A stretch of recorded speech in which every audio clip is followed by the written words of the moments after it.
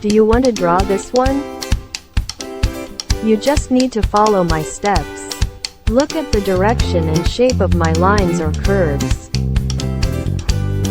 Let's move your marker now. Check it out, it's very easy. Just make lines like this. We don't need complicated theory. Let's draw together. Don't be afraid of being wrong. Everyone has their own artistic soul.